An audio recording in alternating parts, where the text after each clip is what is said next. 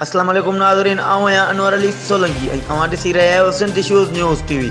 ख़बर शामिल कंदासीं नोशहरोफिरोज जे ब्यूरो जे मंसूर मलक जी। पाकिस्तान पीरा medical staff association 2076 unit civil अस्पताल नोशहरोफिरोज जे सदर محمد مسعود ॿोहयो जे वालिद अज़ीज़ ॿोहयो जी जनाज़े जी नमाज संदसि अबाणे ॻोठ ख़ैर मोहम्मद ॿोहयो में थी गुज़री। संदसि आख़िरी दीदार कयो वियो, जिते सूबाई सदर ख़ादम हुसैन मस्तोई, चीफ ऑर्गेनाइज़र अल्ला राजपर, ज़िले सदर अशरफ कुरैशी, जनरल सेक्रेटरी मोहम्मद यूनिस वसण, ताज मोहम्मद जोयो, सैयद ज़फर अली शाह, इम्तियाज़ खरल, डॉक्टर नियाज़ कालानी, पुनल सारियो, ख़ादम सियाल, ख़ालिक जुणेजो, हाशिम खोसो, दादा सिंधी समेत सियासी समाजी ऐं मज़हबी अॻुवाननि वॾे अंग में शिरकत कई। ही हुयूं हिन वक़्त ताईं जूं अपडेट्स। वधीक ख़बरुनि ऐं अपडेट्स लाइ ॾिसंदा रहो सिंध इश्यूज़ न्यूज़ टीवी।